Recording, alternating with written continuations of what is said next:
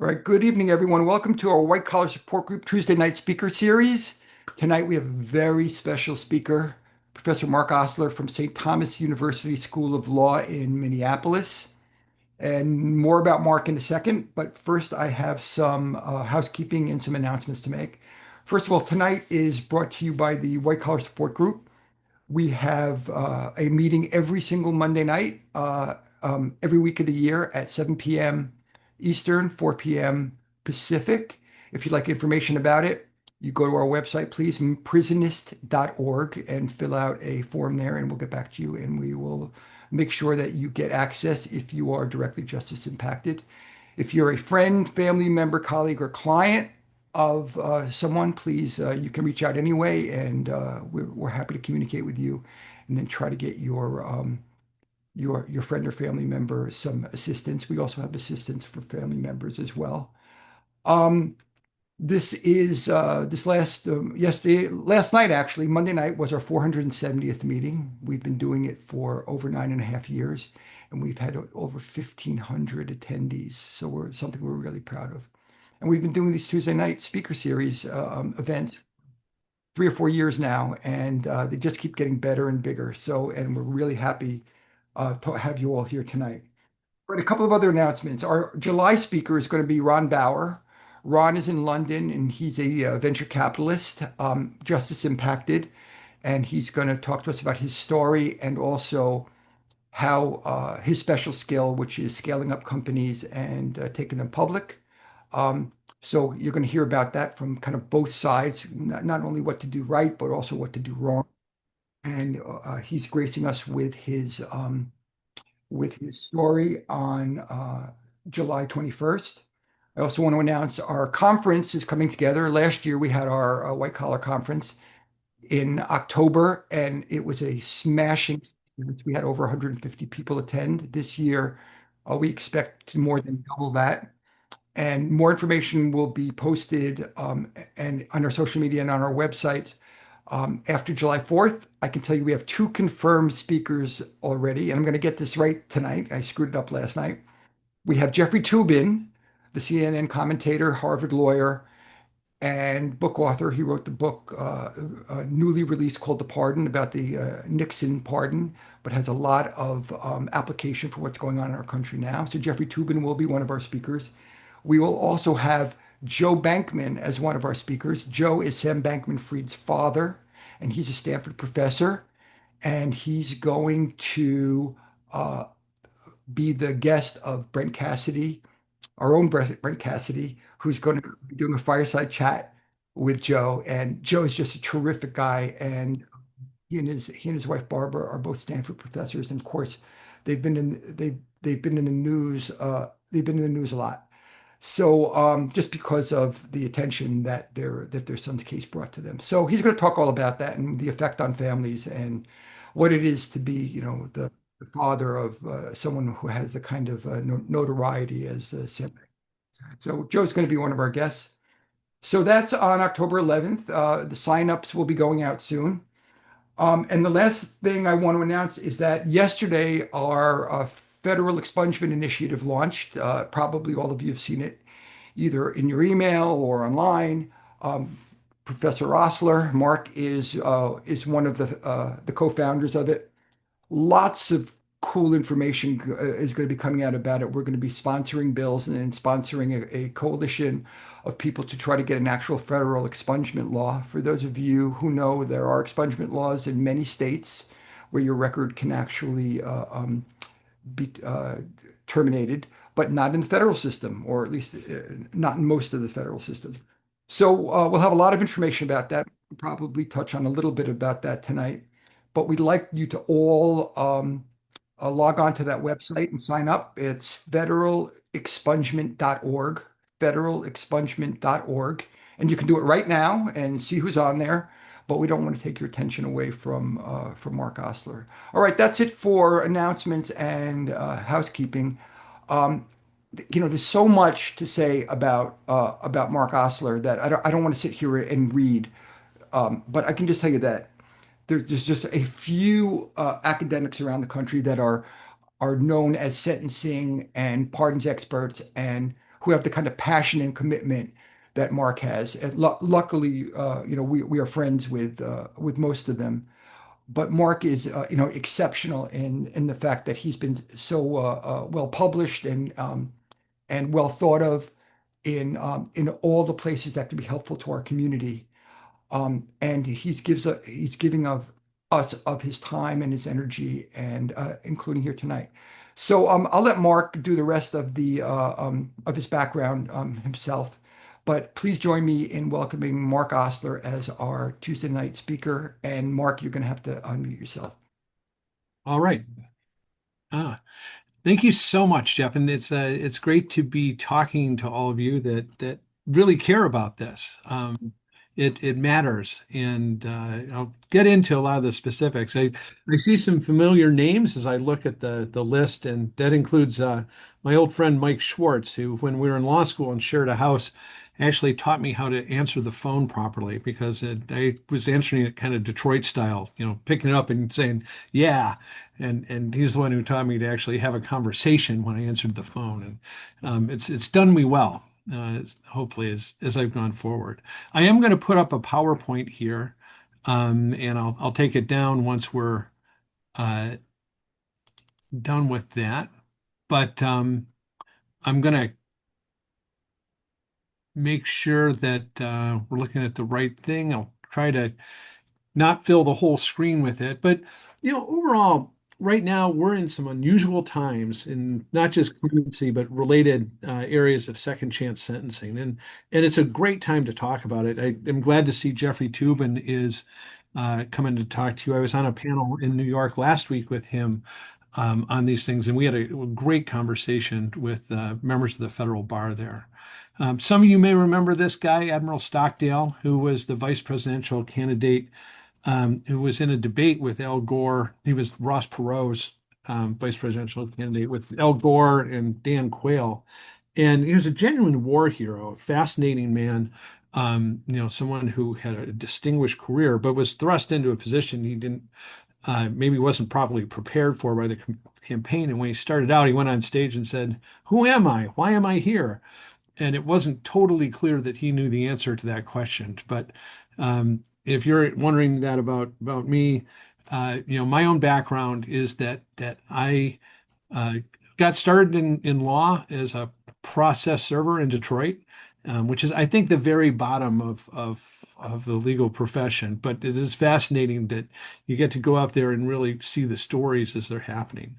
I went to law school, came back to Detroit, worked as a federal prosecutor there from 95 to 2000. Was able to do some good things, but also see the problems and what needed changing, including how there was some gross over sentencing going on, and did work on that. And eventually got involved in clemency when I was challenged by Doug Berman at Ohio State, who I know has talked to you before and is part of the new expungement initiative. And Doug really thought that clemency was something that needed looking into. And once I started to dig into it, I realized how true it was, how important um, clemency is within our system as a whole. And I'll be talking about that a little bit. So I do want to talk about things beyond clemency a little bit. I'll mostly be addressing clemency, but I'm going to talk about compassionate release, about expungement, and about the role of culture in all of this, and how that matters and how it's going to continue to matter. So like I said before, in clemency, right now we're in a very unusual situation in terms of there is a certain amount of chaos in terms of the systems changing, there being a large amount of uncertainty about what's going on, and the last few presidents, both Trump and Biden, using clemency in new ways that we're not accustomed to that could present opportunities. And it's a really important time to be engaged with the policy of this. I'm going to use certain terms when I talk about them, and I want to define those up front. When I use the term clemency, it covers everything a president can do under the pardon power. Mostly what I'm talking about under that are two types of clemency: pardons and commutations. And a pardon is going to negate many of the effects of a conviction. And a commutation doesn't do that. It simply affects the sentence and leaves the conviction in place. Sometimes you'll hear people talk about an amnesty.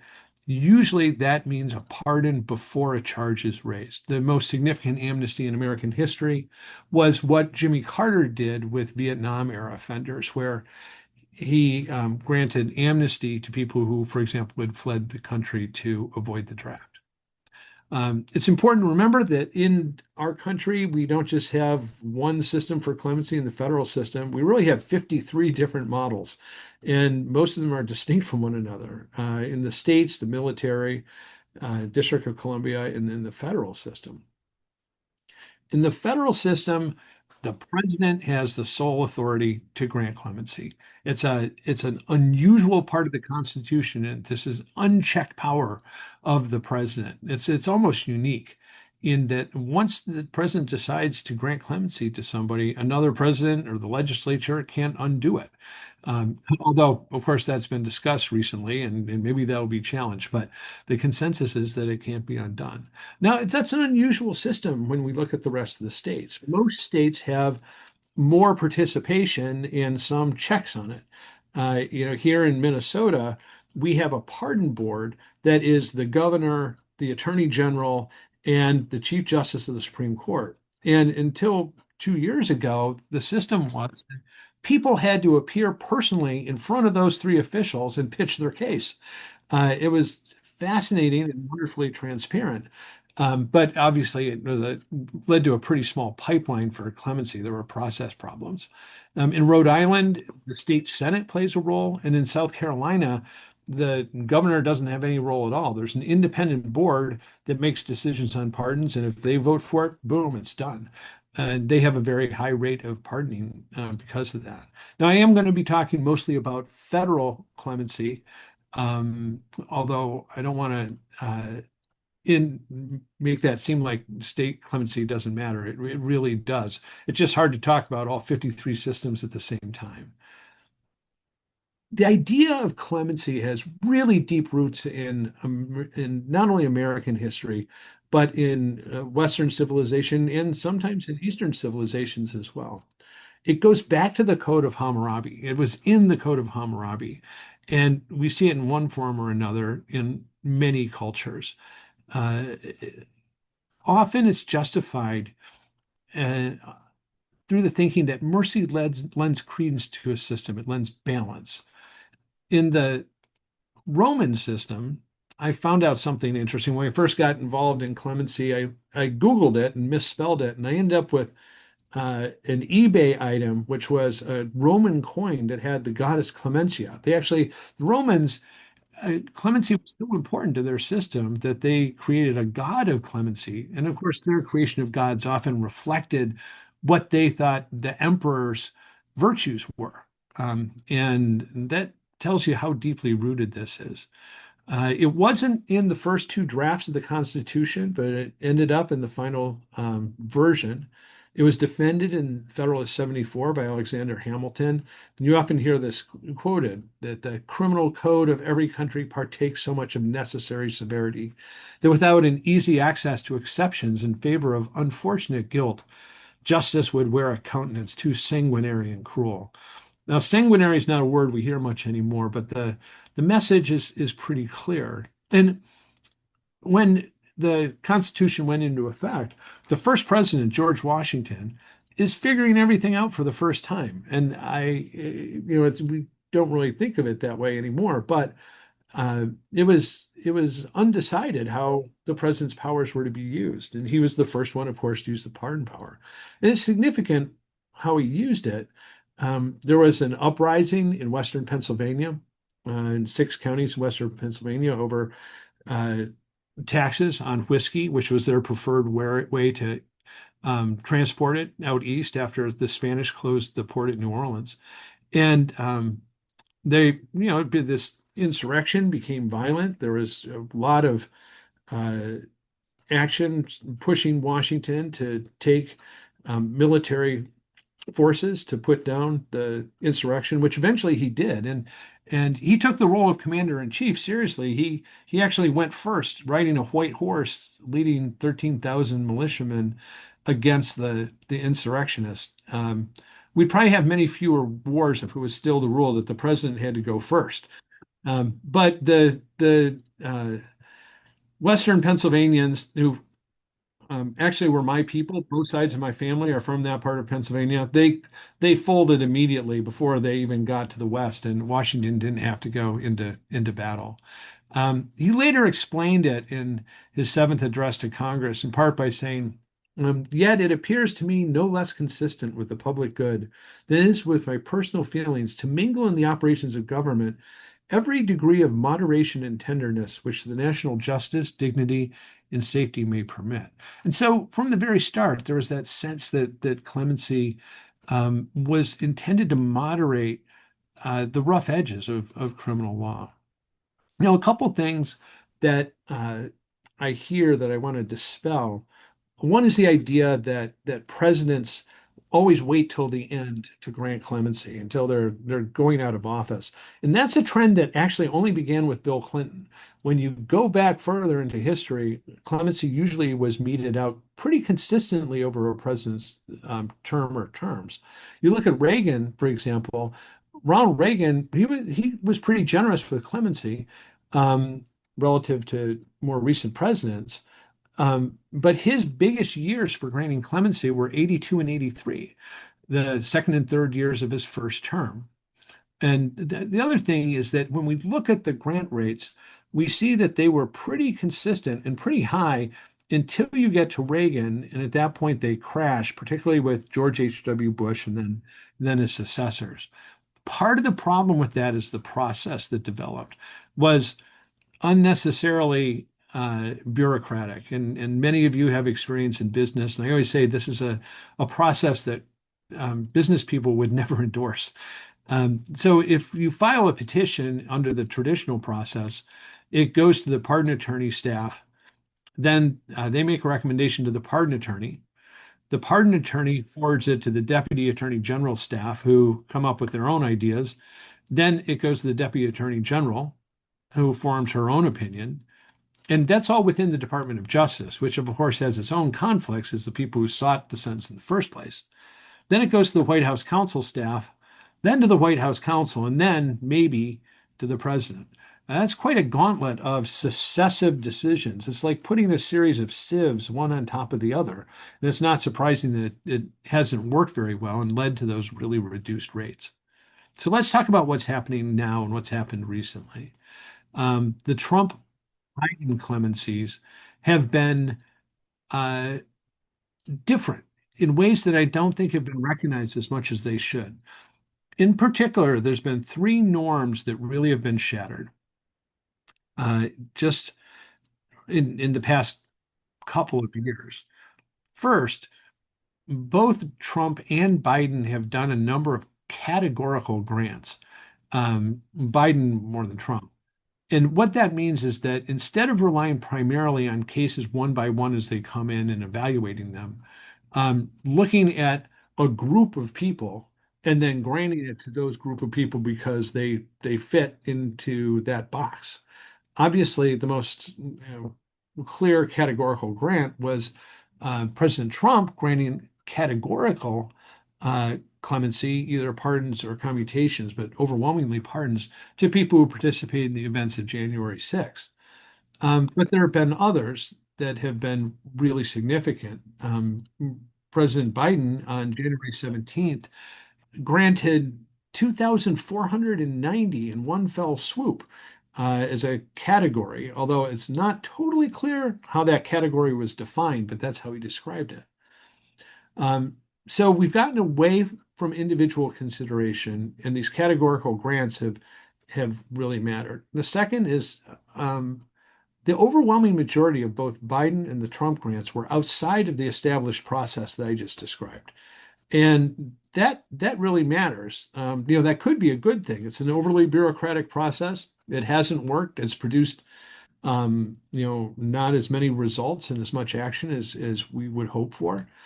But it's not clear what process is taking its place. And I'll get to that. And the third thing that's different is that historically, and particularly during the Obama era, when there were a relatively high number of grants, there was a fairly strict bar to people who had been convicted of violent crimes or had violent crimes in their history. And we've seen that really breached, that both Biden and Trump granted a historically significant number of clemencies to people who'd been convicted of violent crimes or had violence in their history. The Biden and Trump administrations were very different. They were very different than Obama's. Um, I went to the White House to talk about policy in Obama, and it looked like this. They had, a formal briefing. I'm sitting next to Mike Romano from Stanford and Cynthia Roseberry from the ACLU. Uh, and then in 2018, I went to the Trump White House again to try to talk about changing that process. And I found myself with Kim Kardashian, obviously a very different crowd. Um, and although there were policy experts there as well. Rachel Barkow was there, Brittany Barnett, Jessica Jackson. So um, this is something that's been discussed at the highest levels, changing the process, coming up with something better, but it hasn't really happened. But I want to talk about some of these more recent grants just to um, point out how unusual this time is. So, just this past winter, in the span of a month or so, we had the Hunter Biden pardon, which really was uh, different because of its scope, because of the connection to the president, because the president issued a statement that basically said, I'm doing this as a father. This is my personal interest. So it was very different. And we also had almost 1,500 grants. This was a categorical grant to people who had um, been released under the CARES Act.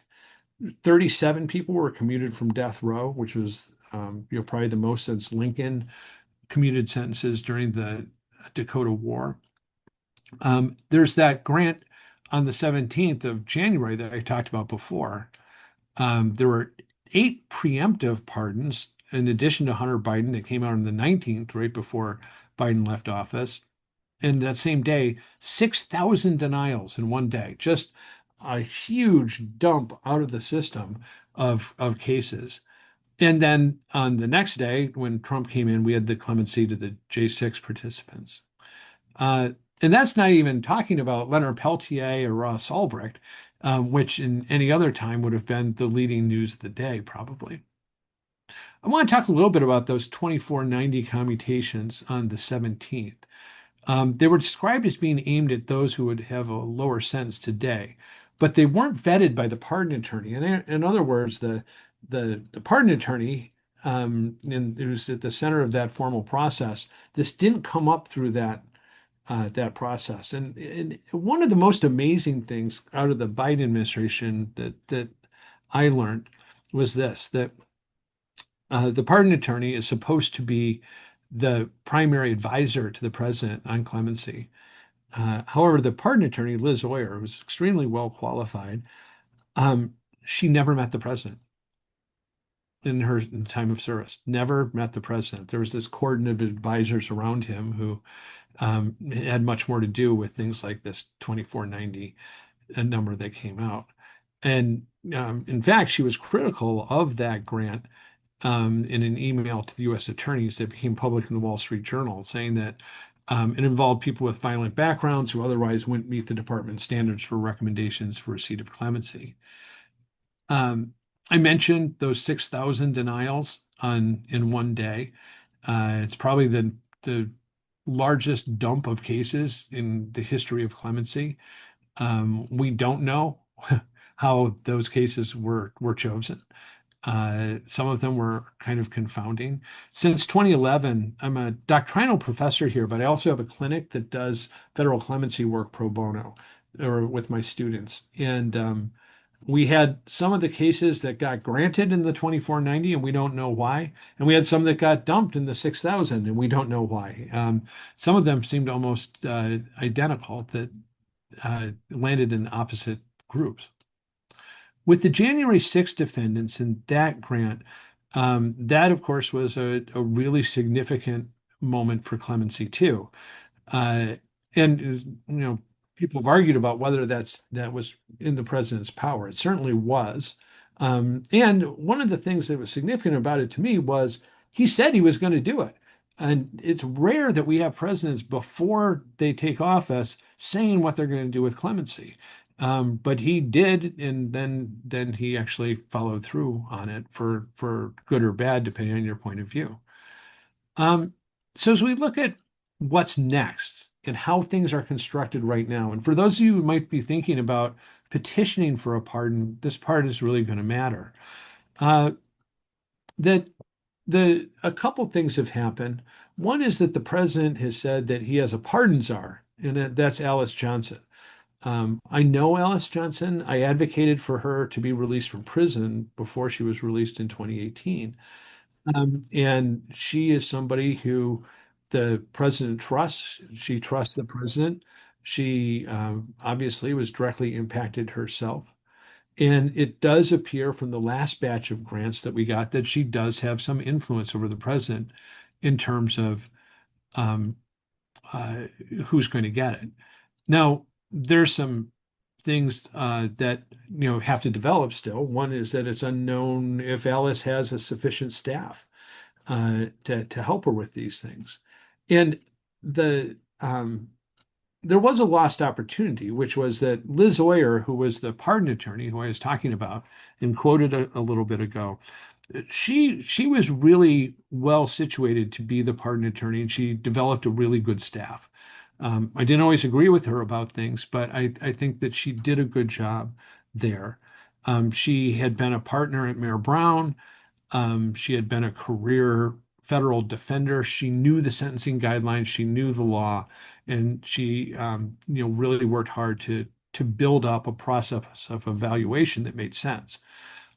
But she got crosswise with Trump because they wanted her to check off on Mel Gibson getting his gun rights back, and she was fired. And that was a real lost opportunity because it would have been great if we'd had both these people in place because they have complementary skill sets. That Alice has the connection with the president, has the connection to directly impacted people, but doesn't have a process. Liz had a process, but didn't have access to the president. If they could have worked together, it would have been great. And I'm sorry that they didn't get the chance to do that. Um, so if we look at the macro changes happening right now, first thing, categorical grants are back. That, this is something that we really didn't see since Carter's amnesty. Even when Obama did his clemency initiative, it involved a very individualized analysis of each case, as opposed to kind of the categorical grants that we're seeing more recently. And the second is that the process is in flux. Um, and uh, what does that mean for us? Well, one is that pitching categories can be worthwhile. That those of us that are advocates, if we can construct a category, it's worth pushing for that. Now, one thing is that it probably, to be successful, has to appeal to presidential imperatives. And the president has been pretty clear about what some of those are. Groups of people that were over prosecuted by President Biden's DOJ, people whose convictions resulted from their service in the military or in law enforcement. And also, this hasn't been as explicit, but looking at some of the grants, it does seem that people whose crimes can be described as being rooted in overregulation, that's something that they look at too. Now, about the process being in flux, uh, and this does matter if you're thinking about submitting a pardon or if you have someone that you're connected to who is thinking about seeking a commutation, is that the pardon attorney still exists, and the form that we've always filled out to submit a pardon still exists, and they take it. But the staff has been greatly reduced, and it's unclear if they're connected to the actual process that Alice Johnson is operating. Now, the thing about this too that is a wrinkle is that Ed Martin who was not accepted by the Senate to be the DC U.S. Attorney, Ed Martin ended up being named the pardon attorney along with two other jobs. And it's unclear what he's going to do with that office and if it will continue to matter at all. Now, Alice Johnson does have influence. We've seen that in these latest grants, but she doesn't have a process. In other words, there's no way that, say, someone in prison can reach Alice Johnson, at least that's public facing. So it's, hopefully over time this will work out. But right now, honestly, to have a chance at clemency, it appears that you have to have a connection to Alice Johnson in a way to get things to her or directly to the president in some way. So it's a challenging time, and it's a time where clemency isn't working the way that it did historically. Of course, it didn't work that great before. The best thing that can happen is that out of this comes a process that makes sense, that isn't the bureaucracy of the old way, is centered in the White House, but is open to people petitioning directly so that those who aren't connected directly to the president or to Alice Johnson can have a chance. I'm going to move on and talk a little bit about compassionate release. Um, those of you that obviously, if you're on the Zoom call, compassionate release, which deals to people who are in prison, isn't really relevant.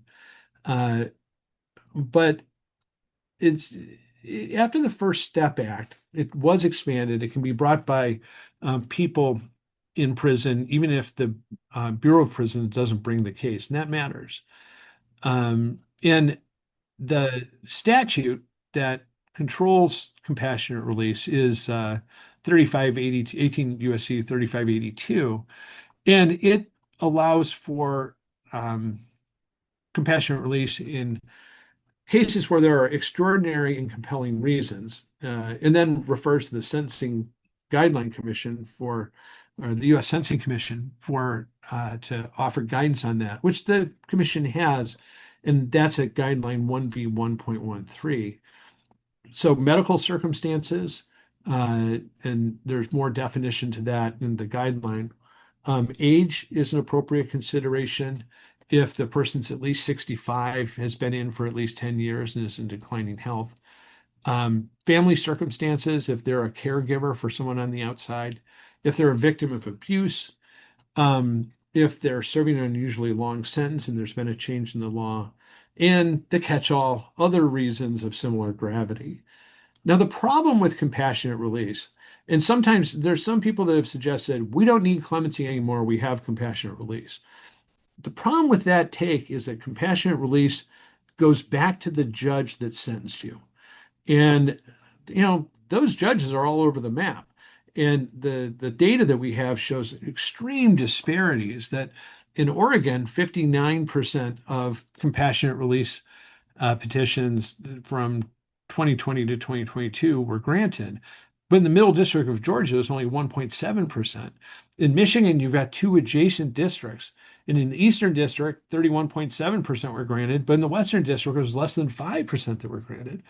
And so obviously, justice shouldn't rely on who the judge is that sentenced you. When people say, why do we need clemency? We've got compassionate release.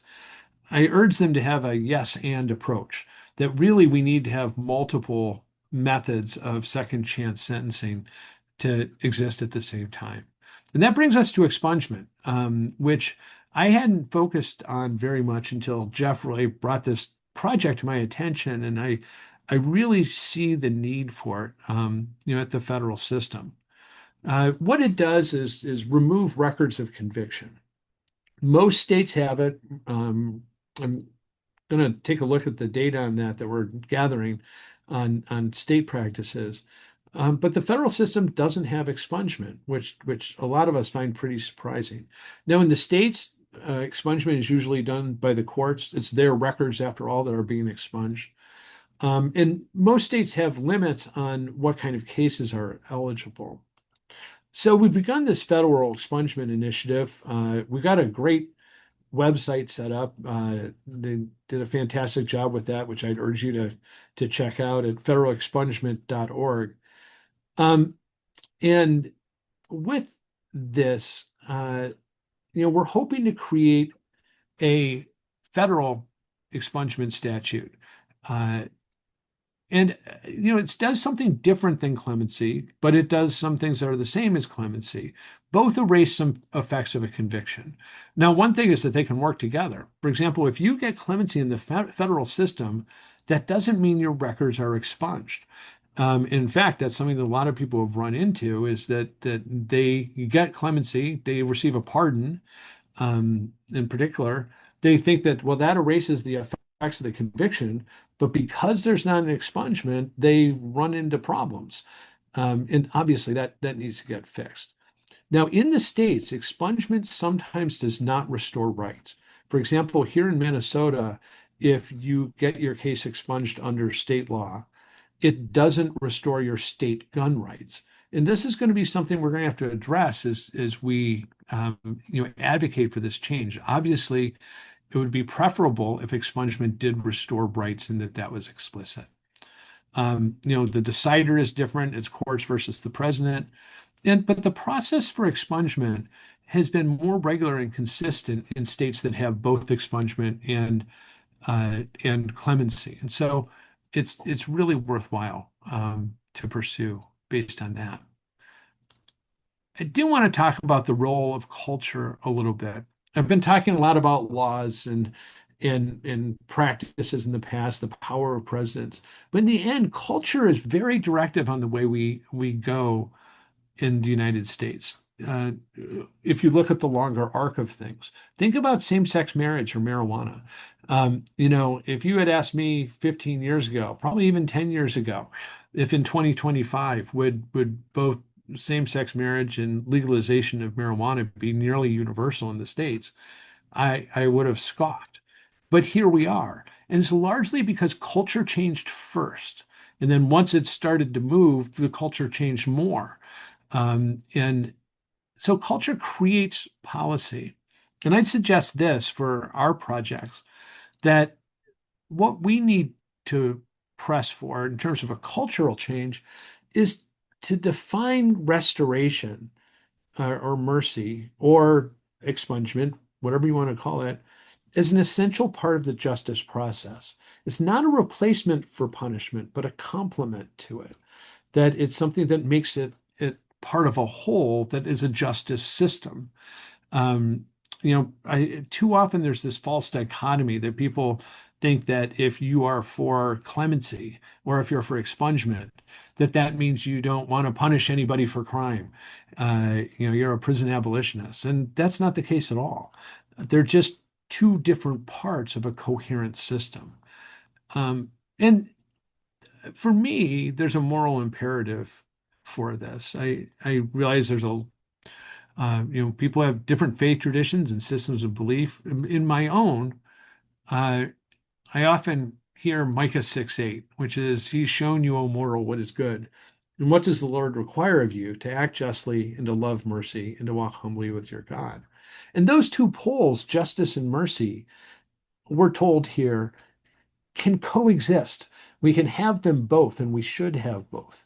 I think part of the key to get there is the third part of this, which is humility, that we have to have the humility to accept that people change. I can say this as a former prosecutor. Too often, the people that are in that system, who are the prosecutors and the people with the power, there is a reluctance to see that whole. And part of it's a lack of humility, a failure to see that people do change, that people do uh, become our fellow citizens. And that's part of the cultural change too.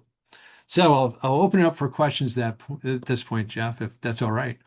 Mark, thank you. That was so incredible. Just what we needed, especially to complement um, the information that's coming to us that's pretty procedural right now, what to do, what not to do, or and everybody guessing as to what the procedure might be. But to truly have an opportunity to kind of understand its historical underpinnings and And then, if past is prologue, maybe we see where it's heading. So I'm just going to make one statement, then I'm going to ask you a first question, and then Yeah. we'll put it up to people. If anyone would like to ask Professor Osler a question or share your experience, please put your name in chat and I'll call on you. Please keep your questions or comments to 90 seconds or less. We have a lot of people on tonight, and we're going to try to strictly enforce that. Unfortunately, we'll have to cut you off if you're longer than that.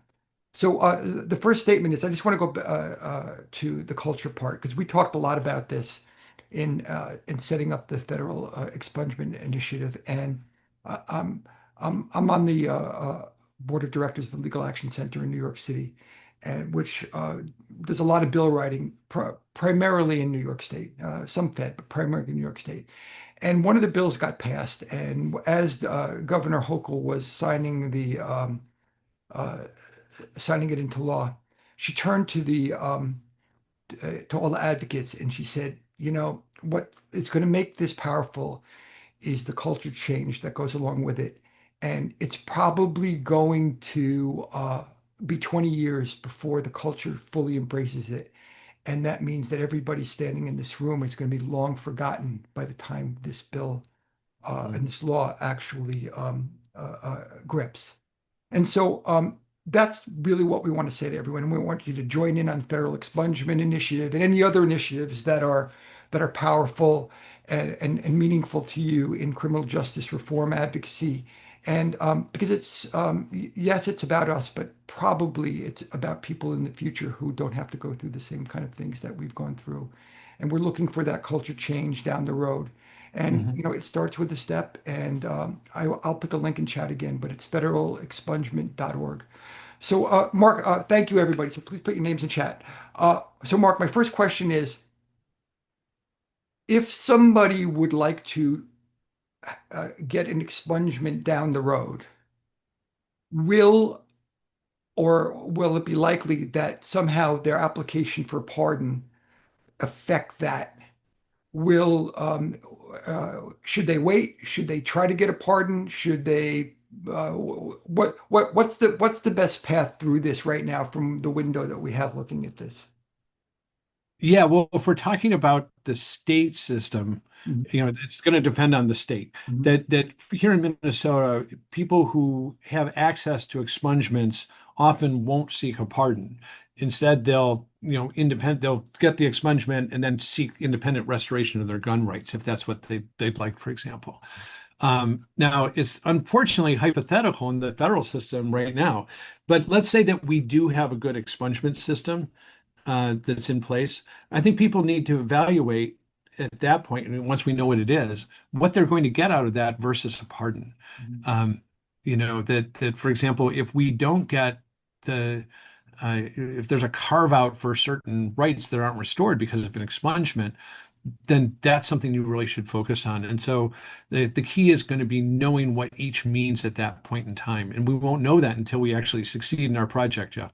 Thank you. I think I do have one follow-up, and then we'll Yeah. go to the list. It's of primary importance to many people on this call and who will be watching how restitution and forfeiture are going to be handled. And will having a large restitution opt people out of the expungement process? And and also, since restitution can be terminated with a pardon, do you Mhm. anticipate that restitution will be able to be terminated with an expungement? Yeah, that's something that's going to be a political hot potato, I expect. That, historically, there's been a resistance to granting pardons to people who still owe restitution. But I think in part because restitution was abused in some cases, there's obviously in this uh, uh, administration been more openness to allowing restitution to be part of what is pardoned, or sometimes when sentences are commuted, part of the sentence that is commuted. Um, but that's something that's going to have to be expressly addressed probably within the expungement, is whether or not that affects restitution. Because the default in most states is not that it does. In other words, if you get an expungement, that doesn't mean that you're released from the restitution requirement in many states. And everybody just just stay tuned because there's a lot of information Yeah. be coming out and all about civil remedies and everything else and how everything affects everything else. All right, we're going to go to the chat. First, we have Jeff W. and then Brent. Professor, thank you for your time. It was really interesting. I'm quite interested in your program, your expungement program. I have two questions for you. First um, is I know that there's a distinction between expungement and sealing records. I think expungement usually means that they're destroyed, and sealing means that they're hidden from public view. So my first question is that part of your project as well? Like, a focus on sealing records versus expunging records, or is that a di difference without meaning? And my second question is, you had mentioned that there are some um, crimes, convictions that are not eligible for expungement in the states. And I think my experience with it is that is misdemeanors. So felonies are typically not eligible for expungement in a lot of states. And in Washington, D.C., where I live, it was that way for about 10 years. And then in 2025, they passed something, and now you can get records sealed for certain felonies if 8 years have passed. So my first question is difference between sealing and expungement. Is that worthwhile or meaningful? And the second question is, are you thinking your project is going to similarly start with just misdemeanors on the federal level and then switch to felonies, or are you going right for the home run? Okay, so first of all, I want to make clear it's not my project, it's our project. Our So project, thank our you. project. So let's make it clear. It's going to take buy-in from all of us, and but in terms of sealing and expungement, in this area, terms are interchangeable and sometimes pretty spongy in the way that they're used. And this is one of those areas. For example, in Minnesota, which I do know pretty well, um, we have an expungement law and we talk about expungement, but in truth, the records are really just sealed because there are some circumstances where even if you've had it expunged, they can be viewed by certain state authorities. And in the second thing about misdemeanors versus felonies, states are all over the map on that, and it's problematic. For example, in Minnesota, we have some felonies that can be expunged.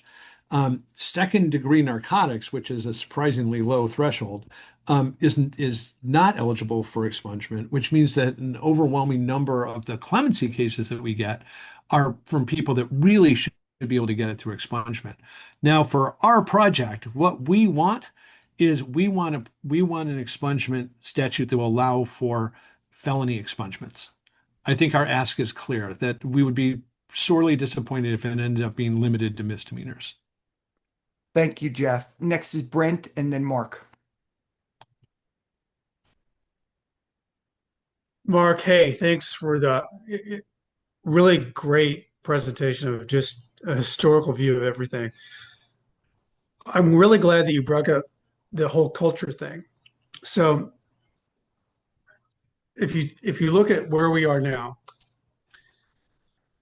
in the culture of where everybody sits in this like boiling pot, I'm wondering, we are the last class. I mean, there are so many classes that you can't discriminate against, but the previously incarcerated person is the last class to be discriminated legally. And I'm wondering if that is a direct hit on both the Republican and Democrat side of how we attack this issue. Absolutely. And that's where the culture change has to happen, to have that more whole view. And we have to get out of the mindset of if you did something wrong, that's what defines you forever. Now, part of that is that in terms of advocacy, I have a strong belief that if I'm going to change someone's mind, I'm not going to do it with a bumper sticker, and I'm not going to do it by insulting them. I'm going to do it by drawing a circle, and inside that circle is both of us. In other words, I'm going to work from their principles and interests. And with this project, it's pretty easy to do. Um, because no matter who you're talking about in the political system, they have a system of beliefs that we can appeal to that even if what you believe in is public safety, well, making people whole promotes public safety. And if you have someone who's a conservative Christian, well, that is a great thing to appeal to. I see Jean Bishop is on here, and she told me a story once about the governor of Illinois getting rid of the death penalty there. And he did it with a stack of books in front of him, one written by Colonel Bernardine about the consistent ethic of life, uh, Dead Man Walking by Sister Helen Prégine. And that's culture influencing the decision maker. But obviously, the people that talked to that governor, Quinn, they talk to him from within his own set of principles. And I'm an optimist. I think that the people that we have we've elected over time, they do have principles that they operate from, and there are things that we can appeal to. And that whole sense that informs the need for expungement, the need for clemency, the need for the ability to see the whole scope of a person's life, that's possible. We just have to be sure to do that instead of insulting them or expecting a bumper sticker to change their mind. Thank you, Brent. Next is Mark and then Greg, and we can use some more names in chat, please.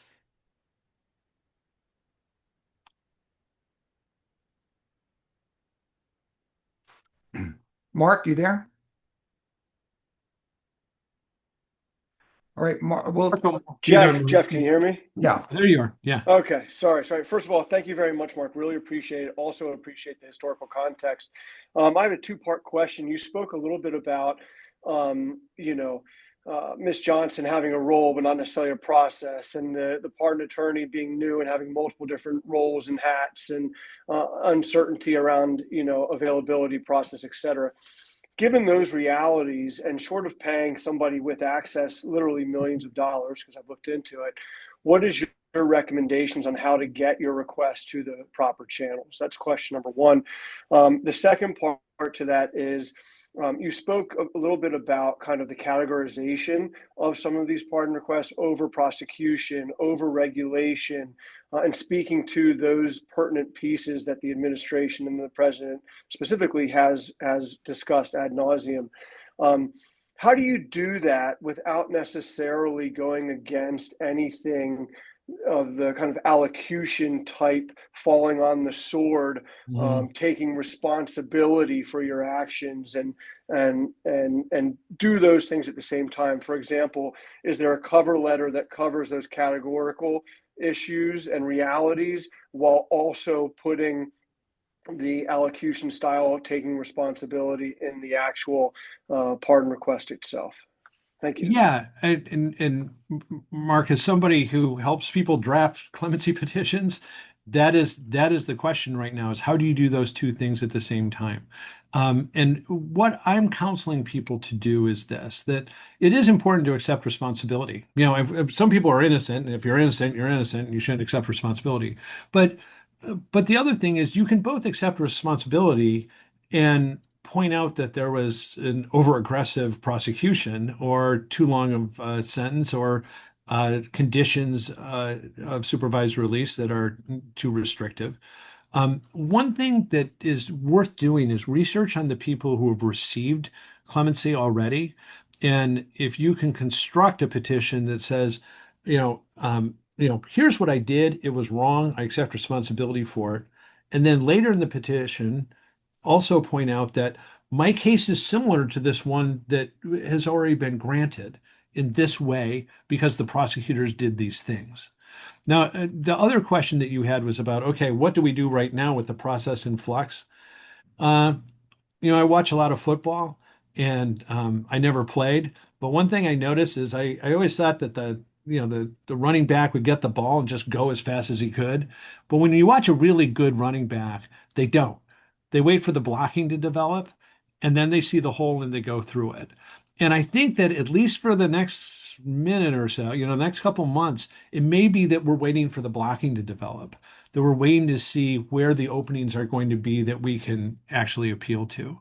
And I know that patience can be hard to have when things are being deprived of you. But I do fear that rushing too fast into it means that you're going to submit something that's not going to be appropriate to what develops. No, I appreciate it. Alternatively, the hole could close, right? So, Right. And if there's a hole open right now that you identify, you know somebody who yeah, knows Ellis Johnson who's been successful, definitely plunge right in. But if you don't, I think that this is a moment for probably a little bit of patience. great. Thank you so much. Really appreciate you.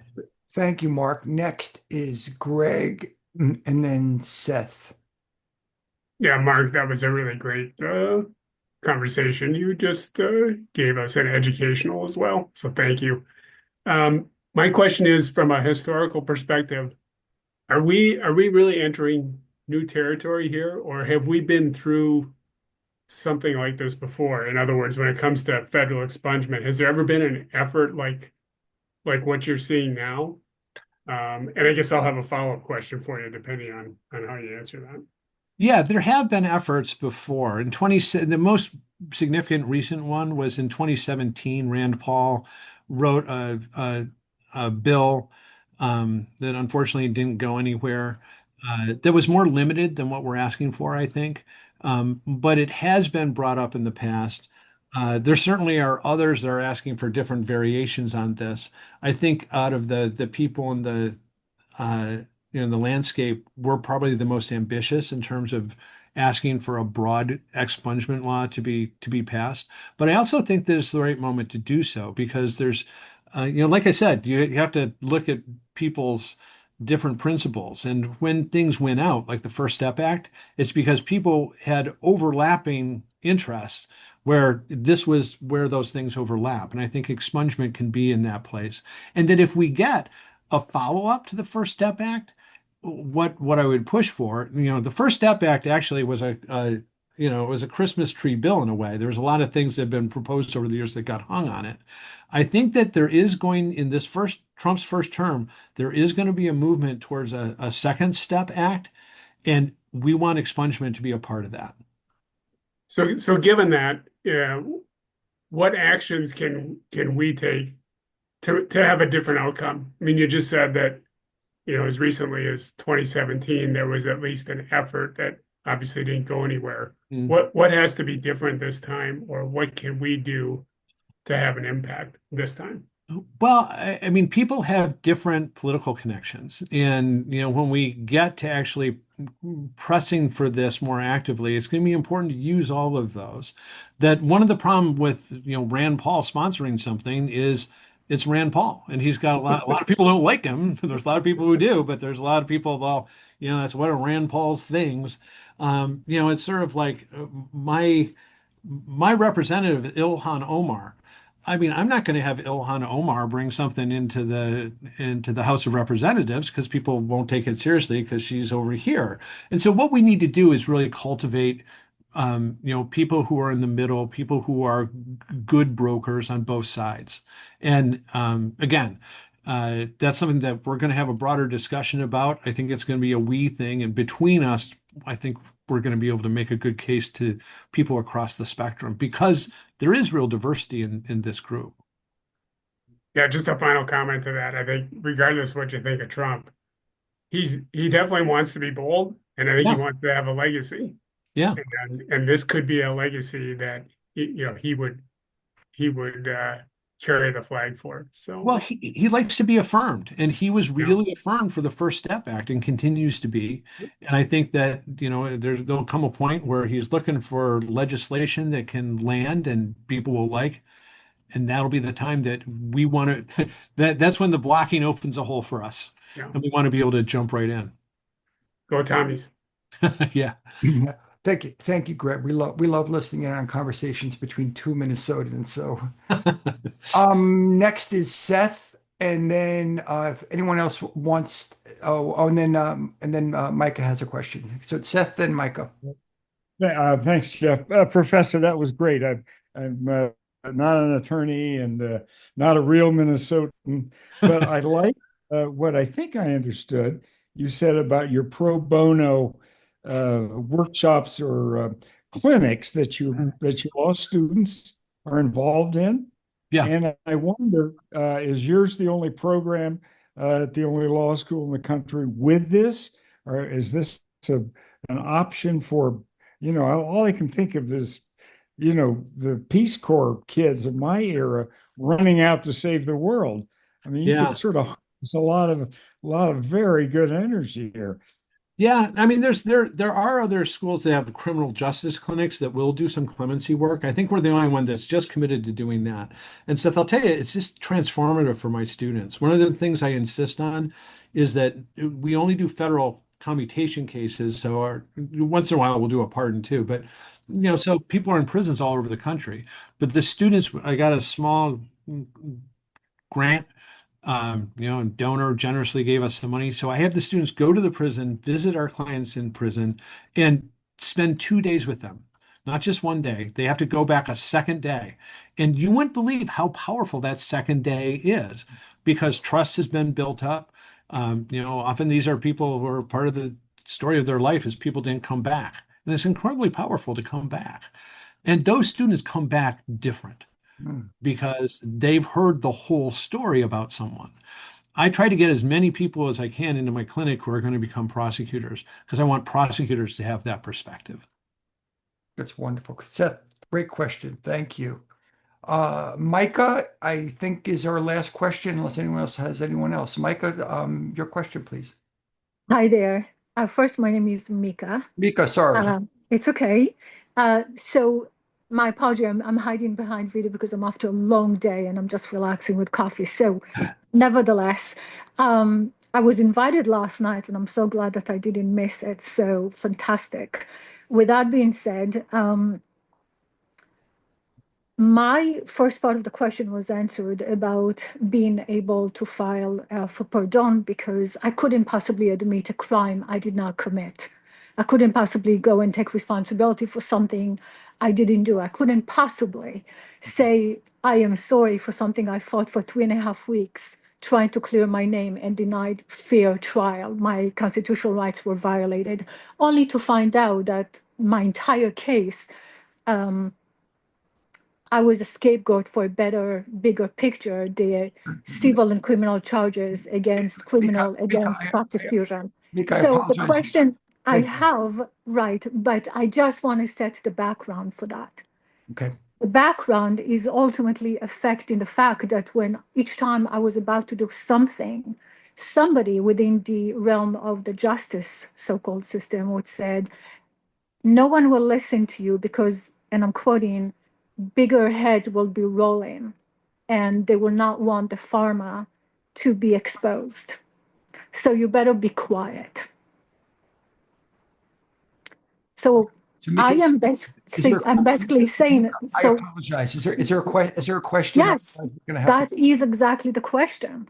As someone who is Israeli, who is American, who fought for the justice, and I do not have the $1 million, I do not have the access. I am rebuilding my life practically alone in America. And I'm facing that I am the voice for something that is greater.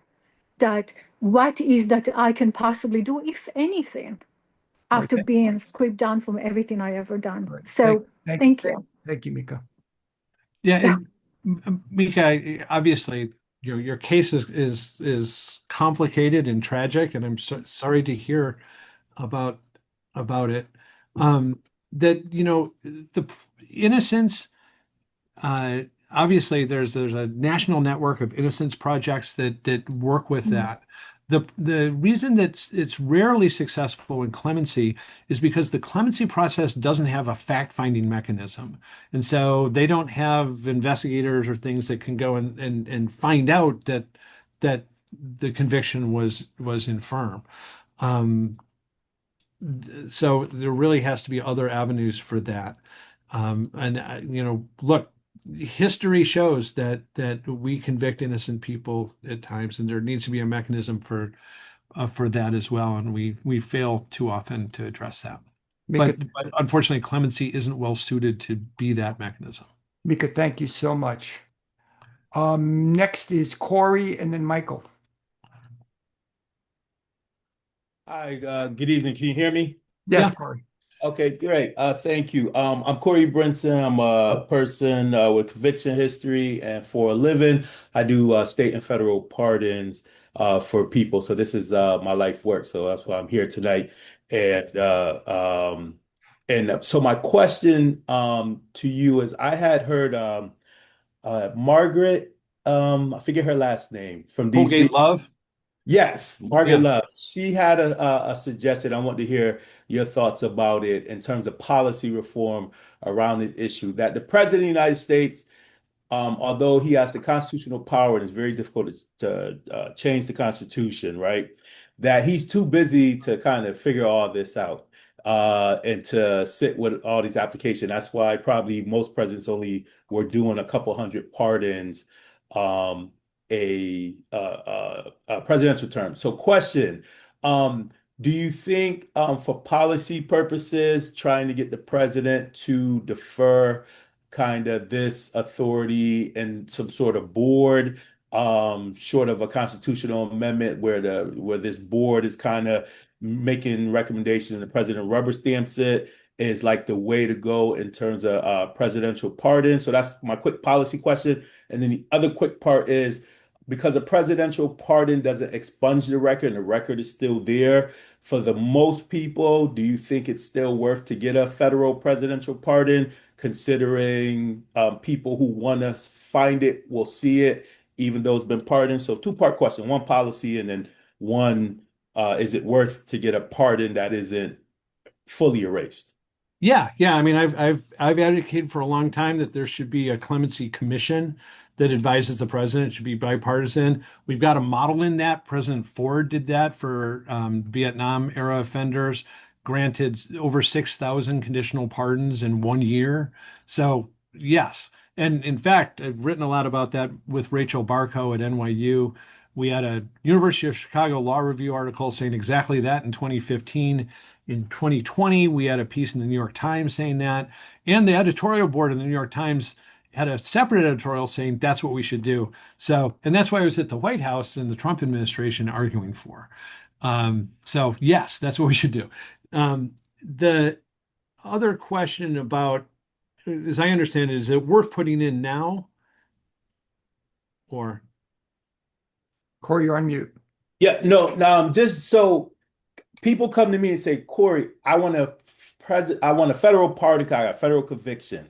Yeah, Unlike the state of Connecticut, we have a great state where if you get a pardon in Connecticut, it Mhm. legally never happened. The Yeah, records are destroyed. You could testify under oath. You were yep, never arrested. Presidential, the record is still there with an annotation. You got a federal pardon. So most people think, hey, if I go get a federal pardon, no one will know about it. It's erased, but that's not the case. right. So is the way the system is set up now, is it real value in having a presidential pardon for most people? And what's your thoughts about that? Considering it's not expunged and the record is still there. Yeah, I mean, a federal pardon is going to restore your rights, and that matters, quite a bit. It doesn't expunge the records, and that's part of what we want to change. That's why we have this initiative, is so that people can both petition for it directly, but also so that it would become a part of clemency. That if you get a pardon, then expungement is going to follow on that. But that's not what exists right now. So again, people have to evaluate the benefit versus the cost. I mean, one of the things is that if what you want is not to have people thinking about your conviction all the time, well, if you get a presidential pardon, there's it goes on to the record that you got a pardon and here's the conviction you were pardoned for. And so that may not be what you want. Do you know if anyone's ever legally challenged that? So I get a federal presidential pardon, but it's still in a federal database to be discovered. So litigation to say this should be erased out of the system. Is there a case like that? There was a case in 1915, I think. There's a Supreme Court case where someone got a pardon and didn't want it because it implied guilt. And the Supreme Court said, yeah, you can refuse a pardon. Now, that's an old case, so who knows what would happen if it came out now. But yeah. Corey, thank you so much. By the way, Corey's one of our good friends from Hartford, who does a lot of state pardon work there too. I do have to warn you, Jeff. As you can see, I rode my bike into school, and I have to get home before dark. So All we're right, gonna have to tie it up pretty soon all right, here. we're gonna wrap it up real soon. I just want to let you know that Okay.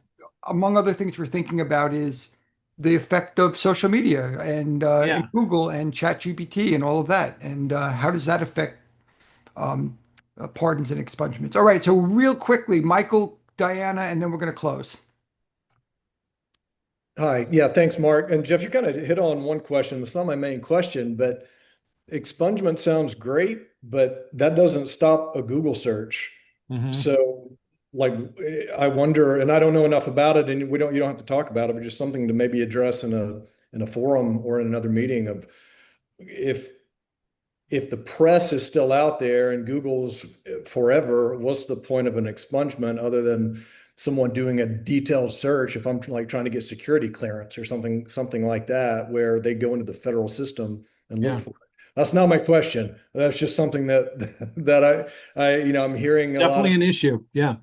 yeah, about expungement, and I'm just thinking if somebody searches my name, they're not searching a federal database or the court system. They're searching Google, and where you can find me pretty easily if you know the names of my company. And even if you don't, if you dig deep enough, any of us, there's, they DOJ and SEC and anybody else puts out press releases that are never going anywhere. Unless they are. Maybe that's what expungement means, is they have to go back and you're able to get all that stuff erased off the web. But that's not my question. Just something that if you want to address that, please do. But I don't want to take up too much of your time. My real question is, if the pardon process and clemency process is in flux right now, what's your advice on, if you're putting a package together now, what does that look like? I know there's a formal process that goes to the pardon attorney that says things like you got to put in your PSR and things like that. Is that still valid? Those instructions still even remotely relevant, or is Yeah. it what would you do if you were putting together a package Well, I today? do put together packages, so I could Okay. tell you what I'm doing right now. Is I'm when I can, I'm waiting for the blocking to develop and see what happens. But for the ones that I am submitting right now, and for our pro bono clients, what I do is use the form still from the pardon attorney's office, but I also have a cover sheet, and that cover sheet is going to be the succinct argument for why uh, this is a deserving petition. Because one thing we know about the Trump administration generally, and we learned in the first term, is one pagers matter. And so I would definitely do that if you're submitting something now. Mike, Michael, thank you so much. All right, last question is Diana, and then we're going to thank Mark for being here Yeah, with. you don't want me hit by a bus in the dark and We on the don't. bus. We don't. Yeah. Diana, Well, sorry about that. My phone just dropped. Good evening. How are you? All right. All right, great. And sorry that we're keeping you late. I'll make it quick. Part of the package, do you feel that if someone was a Trump supporter and has a lot of press that they volunteered to support him and maybe got a certificate from like one of the senators and stuff like that, that should be included in the package, or should that be Hmm. not in the package? Yeah, that's a tough one, and I'll tell you why. Um, I mean, I think that it would help with this administration. I really do. So, I'm inclined to say yes, do that. Um, Okay. but I'm going to add an important caveat here, and that is Yes. that a lot of these petitions don't get acted on, and they roll over to the next administration. And the Cory Booker administration may not want to see that. Oh Um, yeah. so you are taking the risk of that happening. But if you think Okay. that your best chance is during the Trump administration, that yeah, I do think that's something that matters to them. Okay. All and right. Diana, thank you so much, and thank you to everybody for an incredible conversation. Mark Osler, thank you for being our guest Wow. tonight. You were so giving and so clear about so many things that we've been thinking about and wondering about. So, Good. if people would like to get in touch with you, how would they do that, Mark? I'm really easy to find. I mean, it would be hard for me do what Michael was talking about on Google and erase my email address. But it's mark.osler at St. Thomas, STTHOMAS.edu. And that's really easy to find online. If you just Google my name, it'll show up too. That's great. Mark, thank you so much. Blessings to you. Blessings to everyone My tonight. pleasure. Please join us on Monday night for our White Collar Support Group, and be safe out there, and we'll see you next time. Thank you. All right. Thanks, everybody. Everybody. Great. Thanks, Jeff, for putting all this together. Wow. Thank you, Professor.